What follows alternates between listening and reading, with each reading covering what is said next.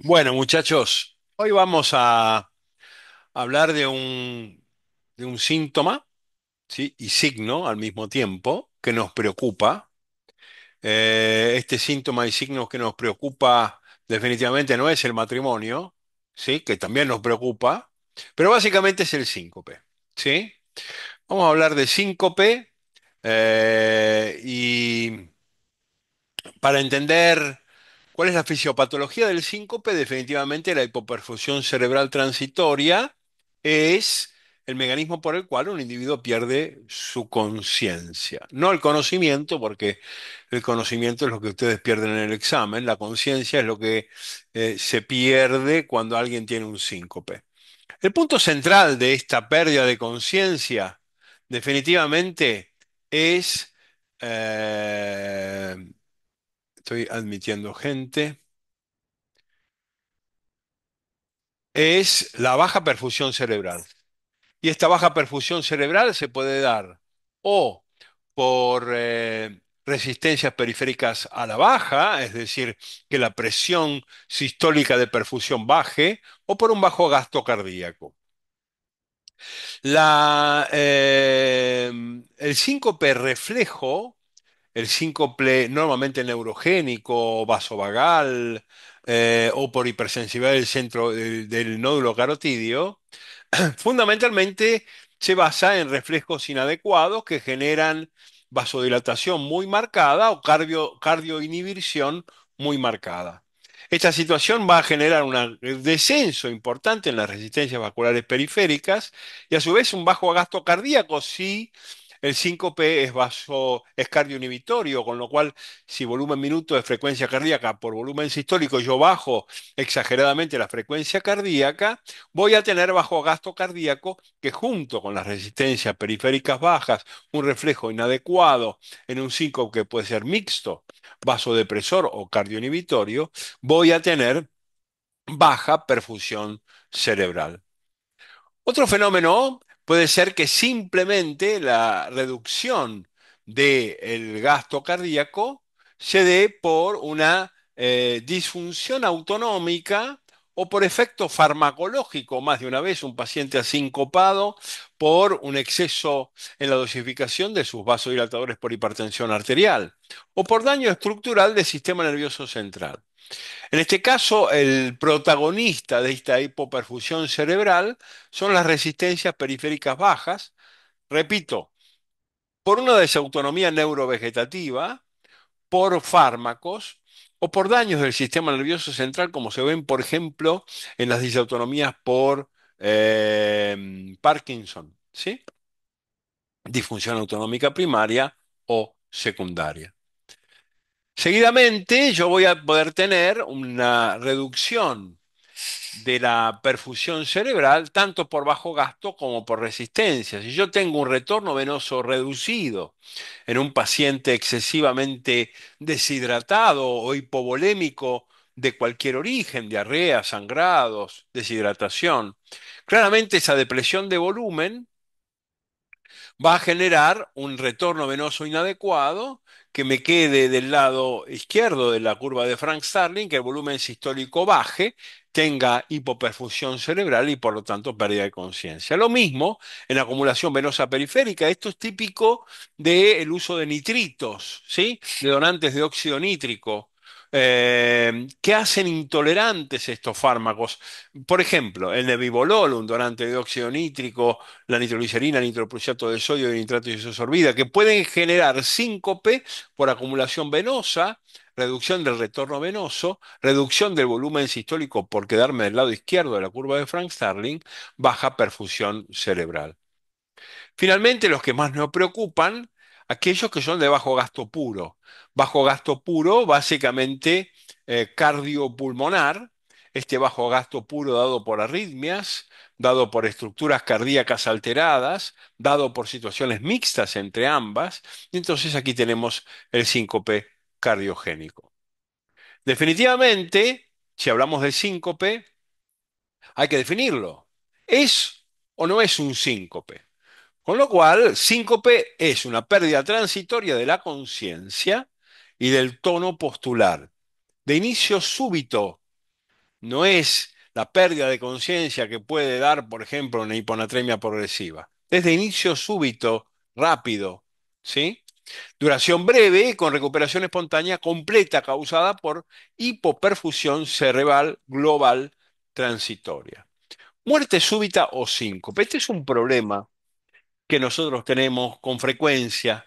Cuando un individuo pierde la conciencia, por ejemplo, en la calle, siempre sale Superman a reanimarlo, cuando en realidad el señor lo que tuvo un síncope vasovagal porque está deshidratado, bajo diuréticos en enero con 39 grados de temperatura, pero ahí lo reanimaron.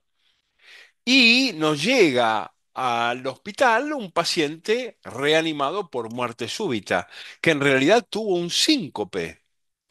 Es un problema de interpretación no menor. También es un problema de interpretación el hecho de que no haya testigos del episodio, porque el paciente con frecuencia dice que no perdió la conciencia y sin embargo sí la perdió cuando hay un testigo que evidencia el fenómeno. Para que quede claro, es un evento autolimitado. Se resuelve solo el síncope. Se acompaña de pérdida del tono muscular, la persona cae y se desploma.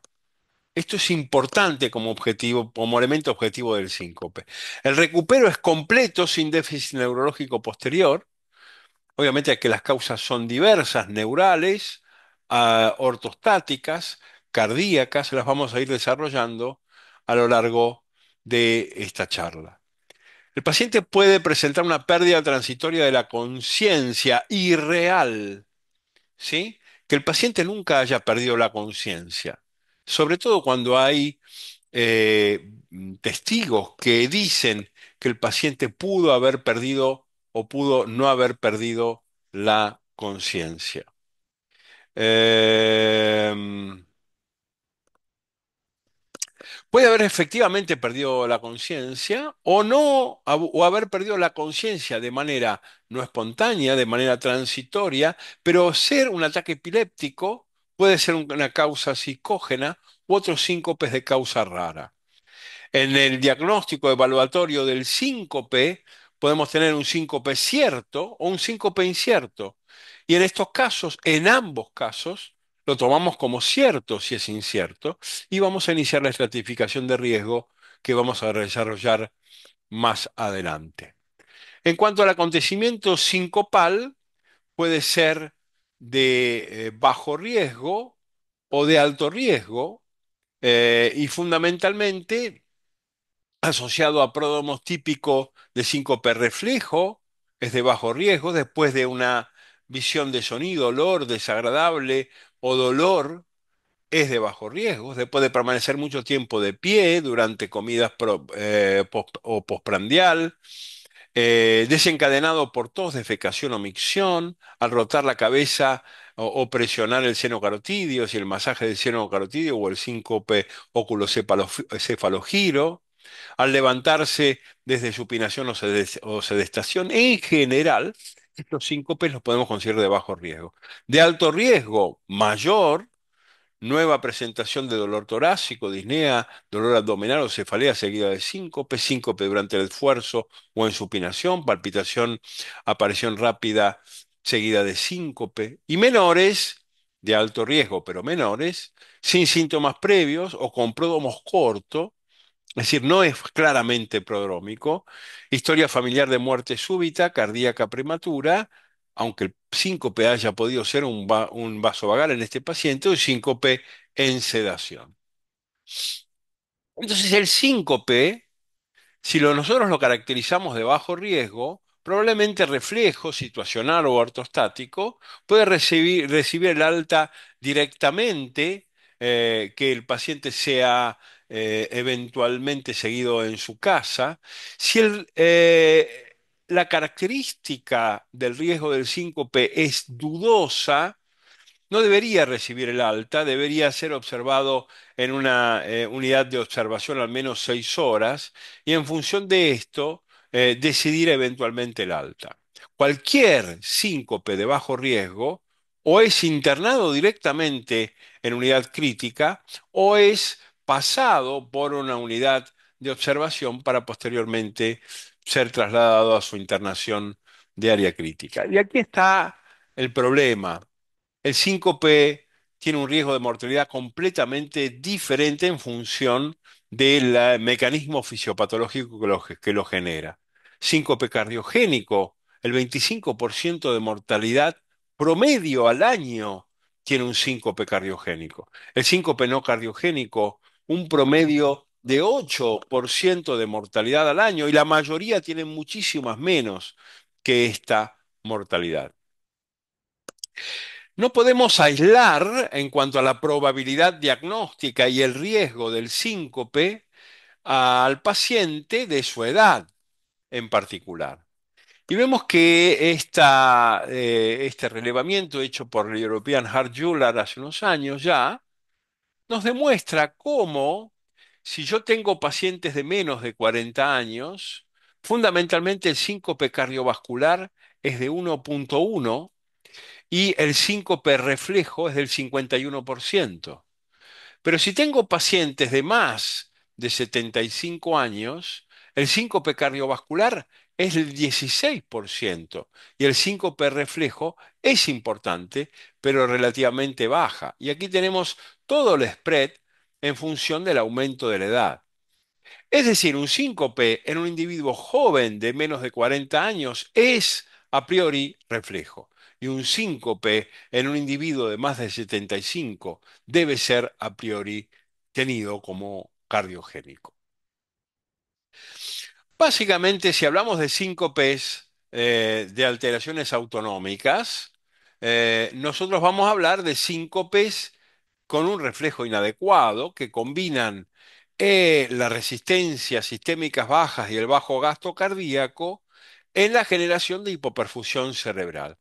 Estos síncopes con reflejo inadecuado pueden ser vasodilatadores puros, pueden ser cardioinhibitorios puros o pueden ser mixtos.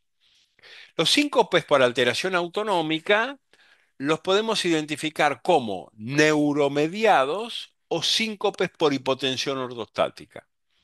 En realidad los dos son neuromediados, los dos son por alteraciones autonómicas, pero el neuromediado puro es el vasovagal, ortostático o por emociones.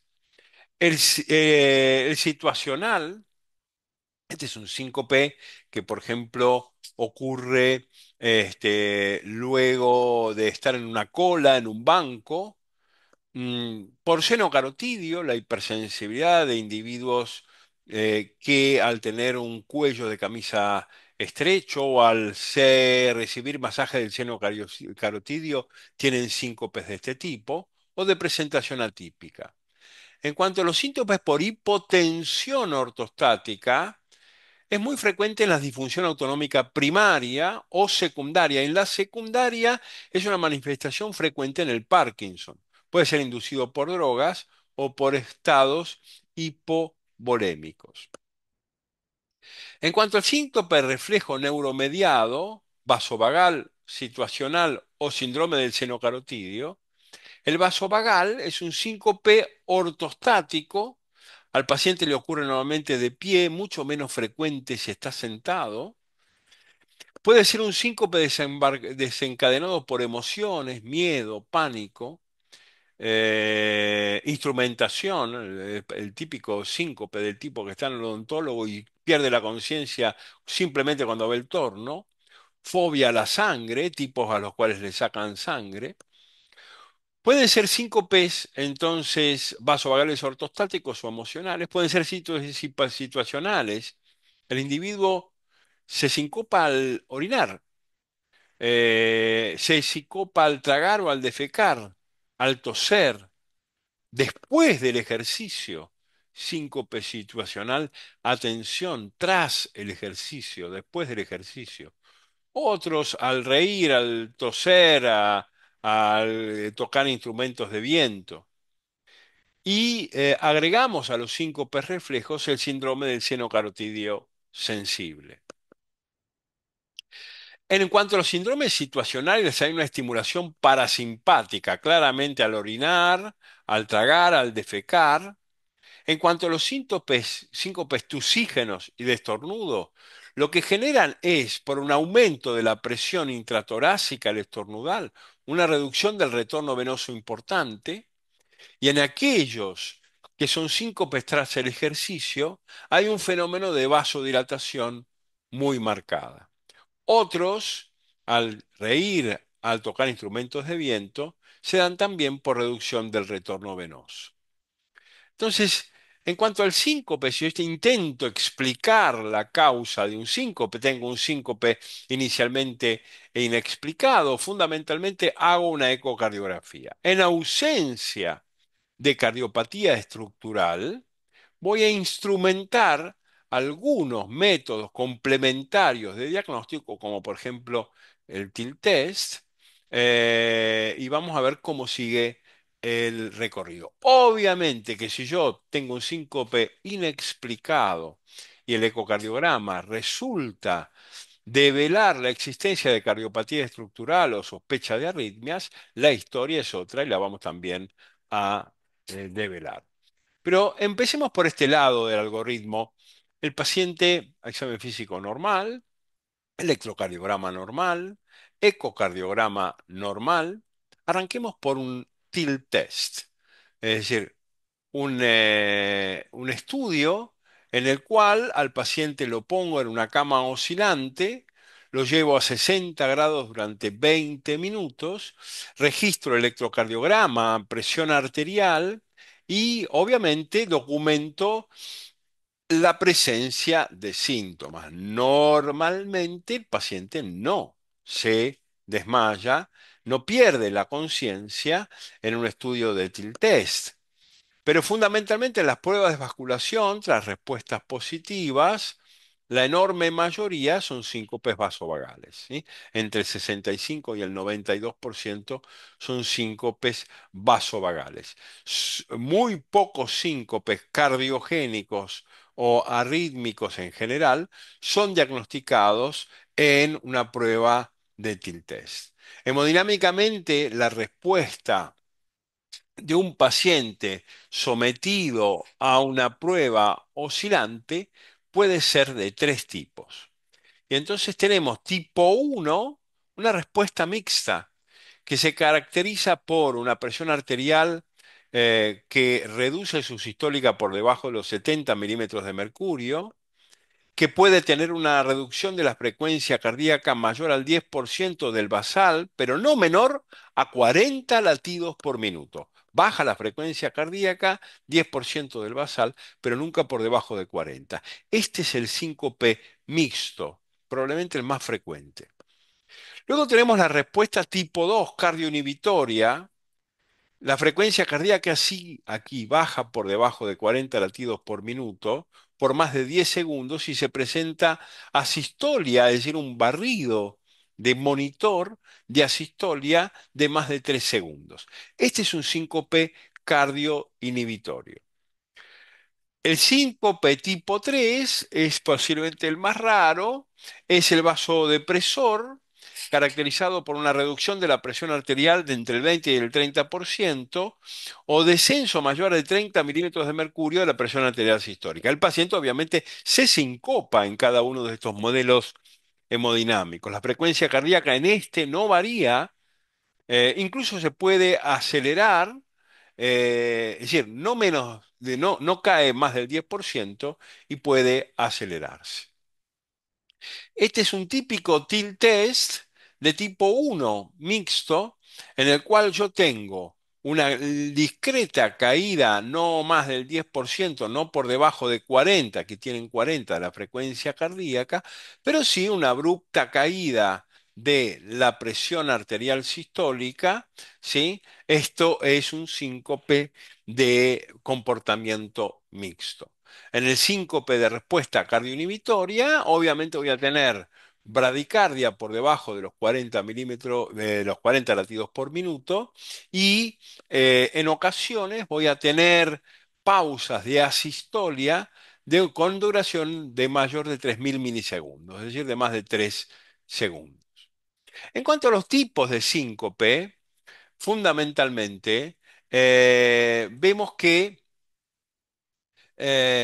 La enorme mayoría de los síncopes que se hacen son negativos. El 80% de los síncopes, de los TIL test en los síncopes, resultan negativos para el diagnóstico y solo el 20% resultan positivos. Ahora, de los que resultan positivos, el 74% es de tipo mixto, el 17% es vasodilatador y solo el 9% es cardio inhibitorio. Es decir, los mixtos son de lejos los más frecuentes.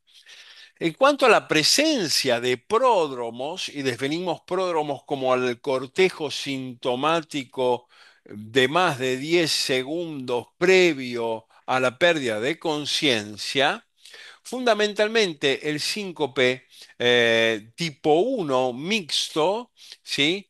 Tiene una pérdida de conciencia con muy poco pródromos, ¿sí? Menos de 10 segundos de pródromos.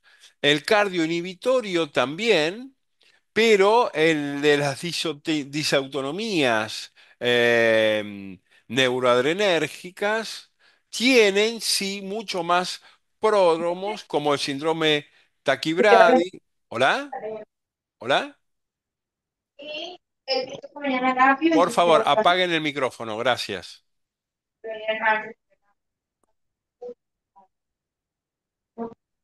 A ver, vamos a apagar esto. La hipotensión ortostática también tiene cierto gradualismo.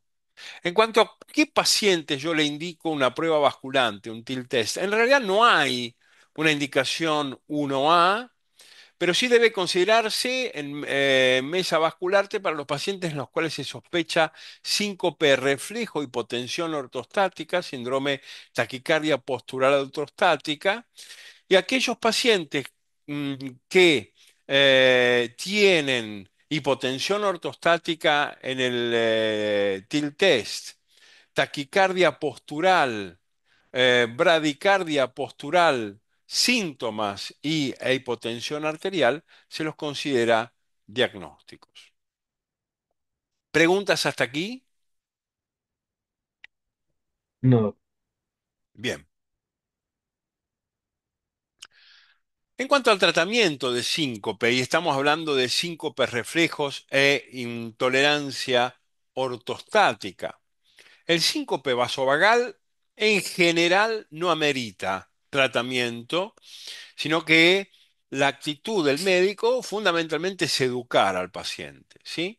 Educar a que, por ejemplo, orine sentado, por ejemplo, se levante de la cama despacio, que situaciones eventualmente sincopantes las evite, emociones, colas, cambios de temperatura, etcétera, etcétera, etcétera.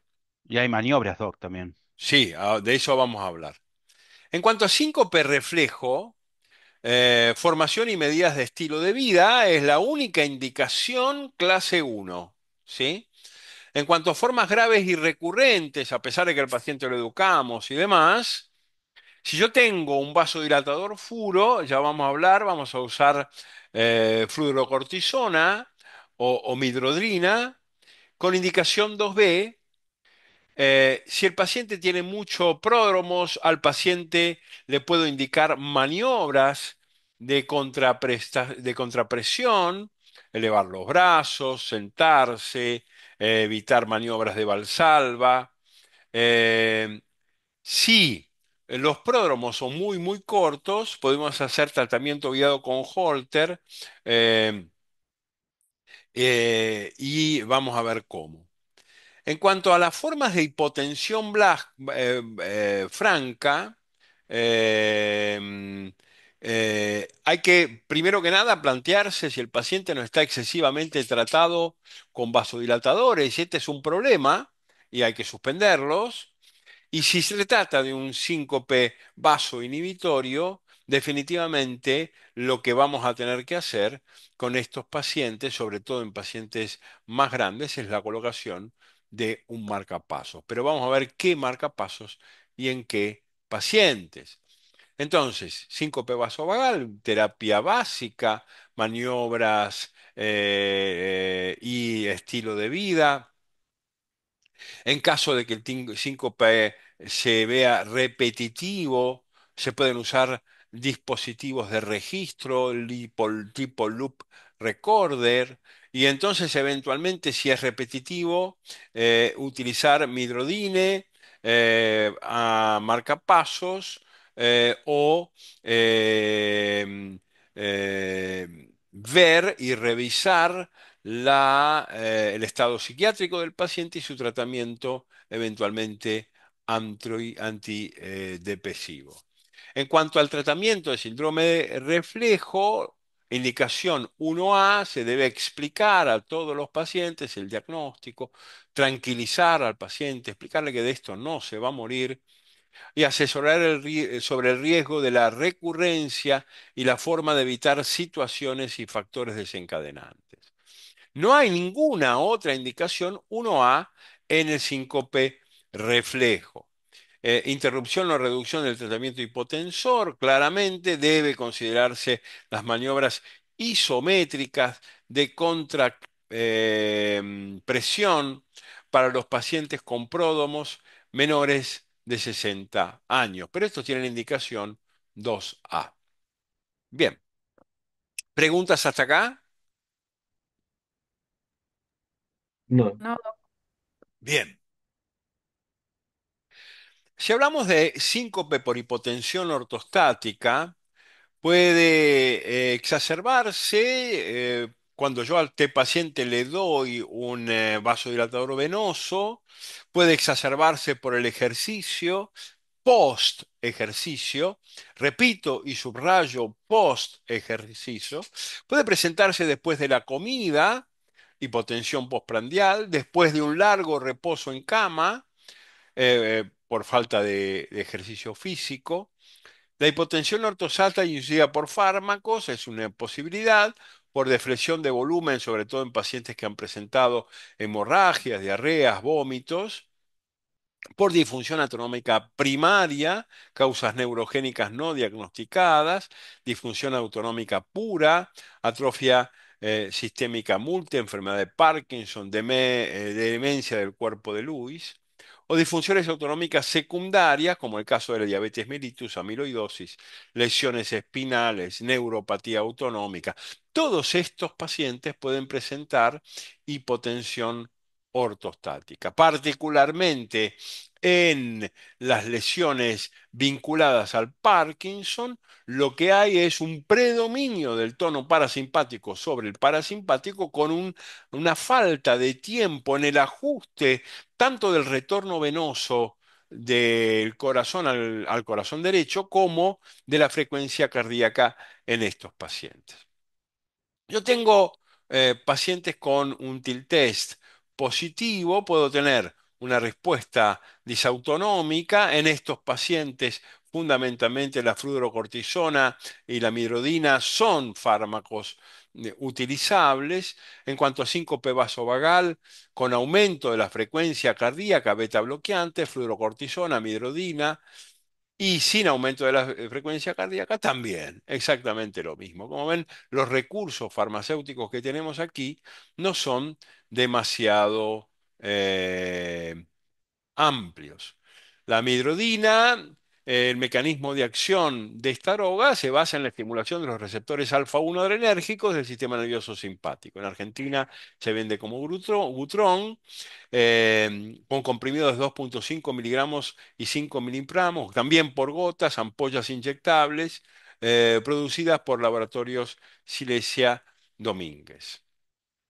En cuanto a la fluorohidrocortisona, los principios activos de la fluorocortisona es aumentar la volemia a través de la retención de agua y sodio, un aumento de la sensibilidad vascular a catecolaminas, sobre todo para mejorar la vasoconstricción en los cambios de postura, y una mejora de la respuesta hemodinámica al ortostatismo, obviamente aumentando la volemia por estos dos mecanismos anteriores.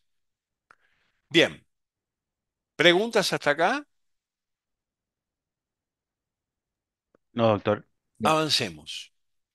Síncope de causa desconocida. Hicimos todo. Si test negativo, toda la cardiocosa es negativa, el laboratorio es negativo, la clínica. El paciente pierde la conciencia y no sabemos de qué, y no sabemos por qué. Fundamentalmente, hace muchos, muchos años, nosotros publicamos en la revista Argentina de Cardiología Síncope de causa desconocida, seguimiento a 30 meses. En esa época eran cerca de 4.000 pacientes reclutados en el viejo Sanatorio Güemes, Fundación Favaloro, y llegamos a algunas conclusiones. Hay una menor proporción de síncopes de etiología desconocida que otras series que habíamos estudiado y fundamentalmente porque nosotros habíamos seguido una metodología muy precisa que les vamos a indicar ahora para el diagnóstico. Los pacientes con síncope de etiología desconocida, menores de 50 años, no requieren estudios de nivel 3, no requieren ningún estudio invasivo ni complejo, porque tienen muy buen pronóstico. Presentaron menor mortalidad que los cardíacos, los síncope de causa desconocida, pero mayor que los síncope claramente vasovagales. Es decir, los síncopes de causa desconocida son síncopes relativamente benignos, pero no tan benignos como los vasovagales. Este es en el caso en el cual yo no haya llegado a ningún diagnóstico, pero el paciente se siga sincopando y haya hecho bien mi trabajo de hacer los estudios necesarios. Los síncopes de etiología desconocida presentan más cardiopatías que los no conocidos, que los no cardíacos. Los síncopes de etiología desconocida presentan la mayor incidencia de síncopes previos a la consulta y hay tendencia a mayor recurrencia. Es decir, cuando tengo un síncope de etiología desconocida, después de haberlo estudiado en forma completa, este paciente va a tener mayor recurrencia de síncopes. Corazón sano o enfermo no es lo mismo, aunque no se pueda documentar el mecanismo del síncope. Claro que no es lo mismo. De hecho, en este consenso, último consenso de síncope de la Sociedad Argentina de Cardiología, en el cual yo estuve como comité revisor, fundamentalmente, miren esto, es interesante, indicaciones de desfibrilador automático implantable en los pacientes con síncope de causa desconocida y disfunción sistólica ventricular izquierda. Si yo tengo un síncope de causa desconocida, no he podido ni documentar el mecanismo de ese síncope, ni ver, ni presenciar el síncope. Se recomienda el tratamiento con desfibrilador implantable para reducir el riesgo de muerte súbita cardíaca de los pacientes con insuficiencia cardíaca sintomática, clase funcional 2-3, fracción de eyección de menos del 35% después de recibir tratamiento farmacológico óptimo durante 3 meses y una esperanza de vida mayor a un año.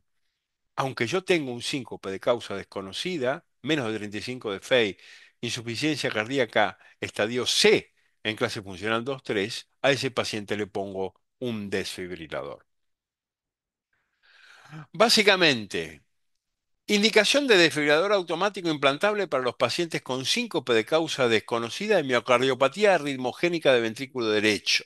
Tengo displasia arritmogénica de ventrículo derecho y yo debería, con indicación menos poderosa, 2A, debería indicarle un desfibrilador implantable o considerarlo al menos en pacientes con miocardiopatía arritmogénica de ventrículo derecho e historia de síncope de causa desconocida. La indicación del nivel es 2B. Por supuesto que a estos pacientes debería realizarle un Holter y ser exhaustivo con la eventual documentación de este síncope de causa desconocida. Bien. En cuanto a otros tipos de síncope, indicar la desfibrilador automático implantable para los pacientes con síncope de causa desconocida y síndrome de QT largo. Claramente no he podido, tiene QT largo, no he podido documentar arritmia ventricular como causa de síncope. Podría ser un vaso vagal, pero tiene QT largo. con fuerza 2A, debería considerarse el implante de un desfibrilador, además de tratamiento beta bloqueante, para los pacientes con síndrome de QT largo que sufren síncope de causa desconocida mientras reciben tratamiento con dosis adecuadas de bloqueantes beta. Eh, Debe considerarse especialmente si son intolerantes a beta bloqueantes, si el tratamiento con desfibrilador está contraindicado o, perdón, portadores de DAI con tratamiento de beta bloqueantes que reciban múltiples choques. En estos pacientes deben pensarse seriamente la colocación de un desfibrilador implantable. Indicación de desfibrilador automático implantable para los pacientes con síndrome de Brugada. No hay una indicación 1A, excepto que el paciente haya sido recuperado de una muerte súbita, pero sí debe considerarse claramente en patrón espontáneo tipo 1 de Brugada. Los tipo 2 y tipo 3 han sido progresivamente desconsiderados. Diagnóstico e historia de síncope de causa desconocida. También, si es indicable el uso de Holter en pacientes con síncope de episodio recurrente que tengan riesgo de muerte súbita cardíaca bajo este análisis. Vamos a hablar de Brugada de manera más específica un poco más adelante. Bien, ¿preguntas hasta acá? No, Bien. ¿Qué pasa con el traumatismo de cráneo?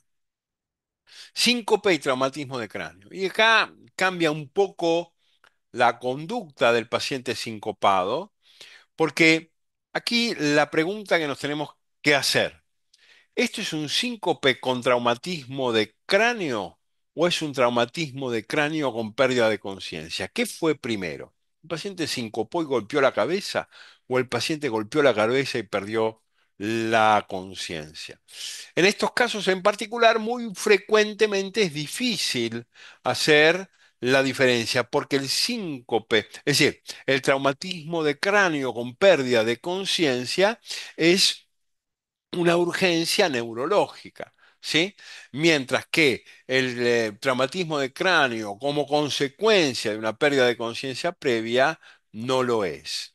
La evaluación del traumatismo debe hacerse con la escala de Glasgow, TAC de cerebro, según criterios de Ottawa, y revisión de signos de fractura, sangrado y déficit neurológico. Radiografía simple, tomografía axial computada de cráneo, resonancia magnética y eventualmente angiografía cerebral son cosas que debemos hacer en todo paciente en el cual nosotros tengamos dudas de si se trata un traumatismo de cráneo con pérdida de conciencia o una pérdida de conciencia con traumatismo de cráneo.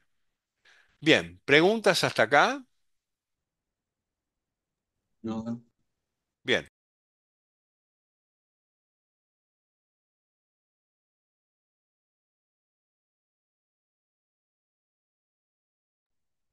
bien. ¿Dudas, preguntas, cuestiones?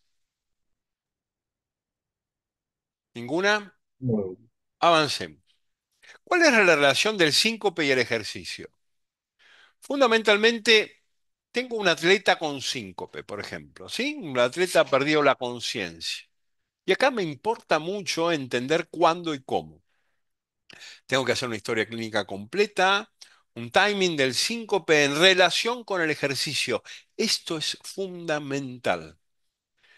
Evaluar cualquier síntoma prodrómico que haya podido surgir, evolucionar cuál es el estado postsincopal del paciente y evaluar si el paciente tiene o no historia de muerte súbita en su familia.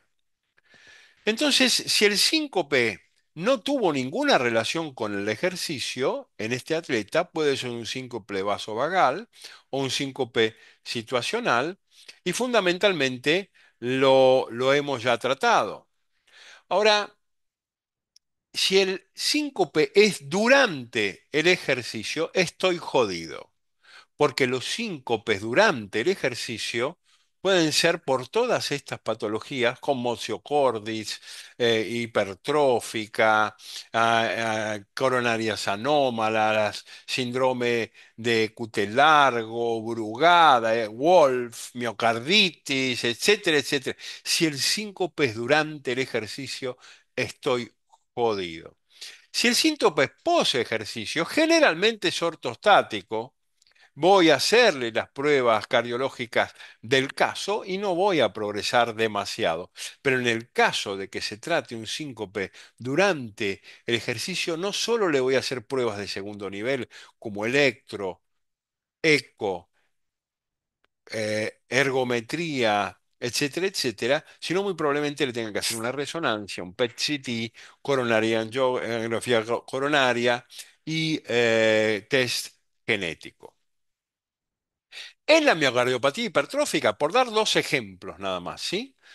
El síncope puede producirse por arritmias ventriculares, son la causa más temida, pueden provocar muerte súbita, relacionarse con fibrosis miocárdica y desorganización estructural del miocardio. Pueden darse por la obstrucción al tracto de salida del ventrículo izquierdo. Y aquí tenemos síncope durante el ejercicio o el estrés de la miocardiopatía hipertrófica. Puede ser por respuesta vasovagal o disautonómica. Puede ser por taquicardia supraventricular rápida, especialmente en las hipertróficas que tienen Wolf, que no es infrecuente. O puede ser por alteraciones en la presión arterial, hipotensión y respuesta anómala al ejercicio. Es decir, la miocardiopatía hipertrófica sincopa durante el esfuerzo. ¿Y cómo sincopa la estenosis aórtica? Gasto cardíaco insuficiente durante el ejercicio. Al hacer esfuerzo físico, el cuerpo necesita más oxígeno, etcétera, etcétera. Vasodilatación periférica sin aumento del gasto cardíaco durante el ejercicio. Es decir, básicamente los síncopas intraesfuerzo son síncopes de alta sospecha clínica, no son síncopes que yo pueda admitir como concretos. En cuanto a la ergometría y el síncope, ¿cuándo indicar yo una prueba de esfuerzo en un paciente que ha sincopado? La prueba de esfuerzo está indicada en pacientes que sufren un síncope haciendo ejercicio o poco después, obviamente con las condiciones del caso. En cuanto a criterios diagnósticos, si yo tengo un bloqueo AB completo de segundo o tercer grado, se confirma cuando este acontece durante el ejercicio, aunque no haya síncope. Síncope reflejo se confirma cuando el síncope se reproduce inmediatamente después del ejercicio o en presencia de hipotensión grave. Estamos hablando post ejercicio cuando hablamos de síncope post esfuerzo. No debo realizar una ergometría en casos en los que la ergometría no está indicada. Síncope vasovagal clásico, lo tengo claramente establecido. ¿Para qué le voy a hacer una ergometría? Síncopes situacionales, miccionales, tusígenos, síncopes con causas neurológicas identificadas o presunción clara de origen no cardíaco. En estos casos, a estos pacientes no les voy a hacer una ergometría. Pasemos al síncope cardiogénico, al síncope cuya causa fundamental es el corazón. Puede ser síncope por bradicardia, síncope por taquicardia o síncope por cardiopatía estructural. Dijimos estenosis aórtica, isquemia, miocardiopatía hipertrófica.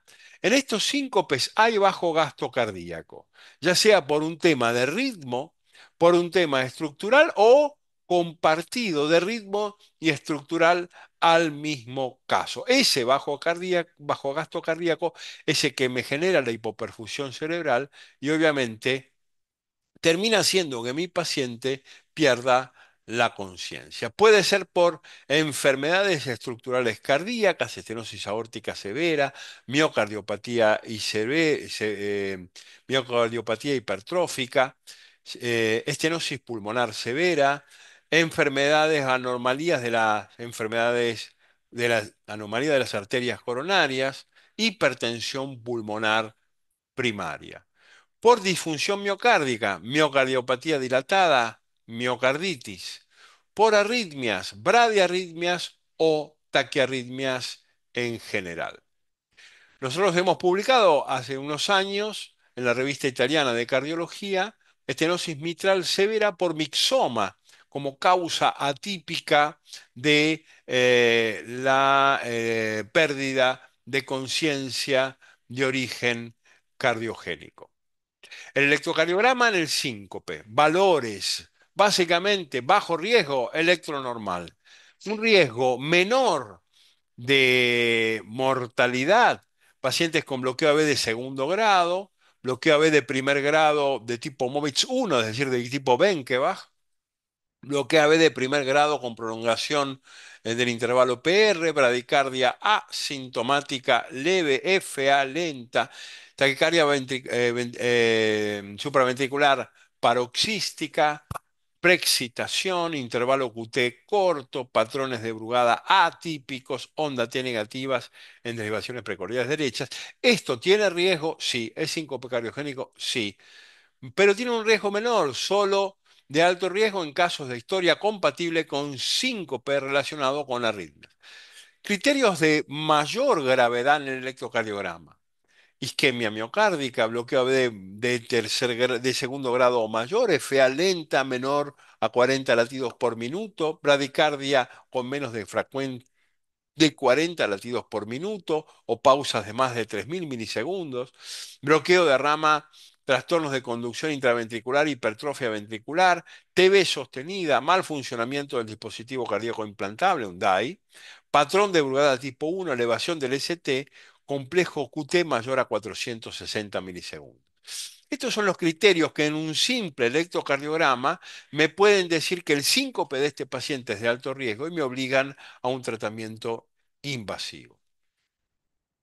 En cuanto a la utilización de sistemas de monitoreo extendido electrocardiográfico, está indicado para monitorear, obviamente a la pie de la cama del hospital, el monitor, el holter insertable está indicado en fase inicial de la evaluación de pacientes con síncope recurrente.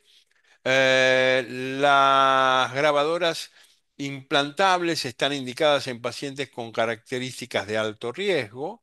Y finalmente, como criterios diagnósticos, el síncope de origen arrítmico se confirma cuando se detecta una correlación de síncope y arritmia. Si yo no logro documentar en estos estudios una correlación directa síncope-arritmia, yo no puedo hablar de un síncope arritmogénico de manera rotunda. Múltiples son los dispositivos, algunos de ellos permiten monitorear al paciente por años, inclusive implantar subcutáneamente lectores que pueden telemétricamente ser evaluados para poder entender si efectivamente hay arritmias potencialmente mortales o sincopantes.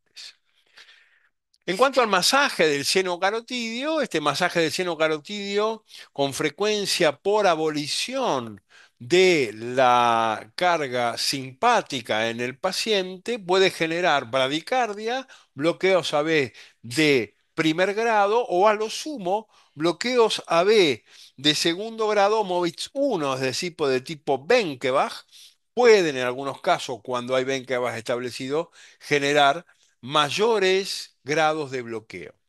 Pero fundamentalmente el paciente puede repetir los síntomas. Está indicado en pacientes mayores de 40 años con síncope de causa desconocida compatible con mecanismo reflejo. Y cuando yo digo que el paciente tiene un masaje de seno carotidio positivo, cuando se confirma bradicardia, eventualmente asistolia o hipotensión por debajo de 40 latidos por minuto con más de 3.000 milisegundos de pausa, y pacientes tienen características clínicas compatibles con mecanismos reflejo de causa de síncope. Estudio electrofisiológico para evaluar un paciente con síncope. Sin duda, los pacientes con síncope e infarto de miocardio previo a otra entidad cicatrizal está indicado un estudio electrofisiológico cuando no se haya clarificado la causa del síncope en la evaluación no invasiva. Eventualmente, tratamiento guiado por el estudio electrofisiológico para los pacientes con síncope de causa desconocida y bloqueo bifasicular, esto fundamentalmente para evaluar el intervalo His ventricular, HV, y en estos casos es más de 70 milisegundos. Para pacientes con síncope de causa desconocida, infarto de miocardio previo u otra entidad cicatrizal que se recomienda que la inducción de taquicardia monomórfica sostenida se realice según la vigente guía de arritmias ventriculares. ¿Cuándo no realizar un estudio electrofisiológico? En síncopes con clínica típica vasovagal, en pacientes jóvenes sin cardiopatía, electrocardiograma normal, si el diagnóstico ya fue establecido por otra prueba, por ejemplo, TIL test positivo, monitoreo electrocardiográfico, etcétera, etcétera. En estos casos no voy a hacer un estudio electrofisiológico. Es un caso creo que colombiano, muy frecuente, de un periodista que muere súbitamente por televisión. Si alguien conoce la situación, me la puede contar. Me parece colombiana. Y claramente el bloqueo bifasicular y síncope de causa desconocida puede presentarse en fracciones de eyección de menos del 35%. En estos casos el bloqueo bifasicular va a un resincronizador con desfibrilador como indicación de tipo 1A. Es decir, no solo trato el trastorno de conducción, sino que si tiene menos del 35% de FREI, al marcapaso le puedo agregar un resincronizador y eventualmente un desfibrilador. Si la fracción de eyección es más del 35%, la indicación de un desfibrilador es más bien empírica. Puede considerarse un estudio electrofisiológico como indicación 2A, y si este estudio electrofisiológico es negativo, el implante de un dispositivo subcutáneo de seguimiento tiene indicación 1A. Síncope por taquiarritmia. Taquicardia supraventricular, el síncope por una taquicardia supraventricular, tiene una indicación 1A de ablación de la arritmia por catéter. Y menos fuerte, menos dura, es el tratamiento farmacológico de la arritmia. Estos pacientes van a ablación sin discutirlo. Síncope por taquicardia ventricular, ablación por catéter, indicación 1A, 1A también la indicación de la colocación de un desfibrilador implantable. Obviamente es necesario que el paciente no muera, es decir, no agote su desfibrilador brevemente, con lo cual el tratamiento antiarrítmico y el tratamiento de la cardiopatía de base, sobre todo el tratamiento de la cardiopatía de base, debe ser fuertemente considerado. Bien. Hablemos de síncope y laboratorio de síncope. Un paciente que se sincopa en la guardia, yo le tengo que pedir fundamentalmente glucemia y hemoglobinemia. Le pido también un hemograma completo, electrolitos, CK total, lipasa, transaminasas, lactasa, proteína C, reacción de proteína C para ver si está infectado, y coagulación. Obviamente, si el paciente necesita un seguimiento específico porque ha tenido síntomas coronarios, las enzimas coronarias del caso. Este es un muy buen artículo publicado hace menos de 4 meses que nos habla de cómo rápidamente tomar postura frente a un paciente que se recibe con una pérdida de conciencia en una guardia externa. Entonces, lo primero que vamos a hacer a la llegada del paciente es un triage. El paciente tiene una transitory loss of consciousness, una pérdida transitoria de conciencia. Lo primero que nos preguntamos si ha sido expuesto a un trauma o no. En cuanto a la evaluación de signos y síntomas de trauma o de shock, ahí podemos recién definir si el paciente tiene una pérdida transitoria de conciencia no vinculada al trauma, no vinculada al shock. Si es así, a este paciente le relevamos signos vitales, le hacemos un electrocardiograma y le hacemos los test de laboratorio que acabamos de ver. Si en la evaluación médica, diagnóstica, discernimos, aclaramos que el paciente no tiene un síncope o tiene y por lo tanto tiene una pérdida de conciencia transitoria no sincopal, por ejemplo, porque fue una convulsión, por ejemplo, porque se despertó con una hemiparesia derecha, con una maurosis o un problema de otro tipo, obviamente seguiremos la evolución de ese problema base. Ahora, si en la evaluación médica y diagnóstica tiene un síncope fundamentalmente como una explicación de una enfermedad de base, o tiene un síncope solo sin explicación, fundamentalmente, vamos a evaluar el riesgo, vamos a hacer la estratificación de riesgo según las guías europeas que vamos a ver en un ratito, evaluando el fenómeno sincopal, examen físico, historia y electrocardiograma. El paciente puede ser de bajo riesgo o de riesgo intermedio a alto. Si es de bajo riesgo, el paciente es seguido ambulatoriamente. Si es de alto riesgo, el paciente queda internado con monitoreo, eventual investigación con métodos más complejos. Y en cuanto a la evaluación inicial, esta evaluación inicial de riesgo, fundamentalmente uno de los scores más interesantes que se pueden llevar adelante con este artículo publicado hace prácticamente un año, hablan de la validación del San Francisco Syncope Rule, el SFSR. Este San Francisco 5 Rule tiene grandes ventajas, es muy sencillo. El San Francisco 5 Rule, SFSR, se aplica en los servicios de urgencia para ayudar a identificar pacientes con síncope que tienen un riesgo de sufrir un evento serio en los próximos 7 días, con el objetivo de discernir si les damos el alta o los dejamos internados esos 7 días para evaluación de forma segura. Entonces aquí, fundamentalmente, la palabra algorítmica es chess, ¿sí? Que es, por ejemplo, ajedrez o caja, ¿sí? O cuadrado. Chess, C, historia de insuficiencia cardíaca congestiva. H, pérdida del hematocrito de más, o hematocrito, perdón, de menos del 30%.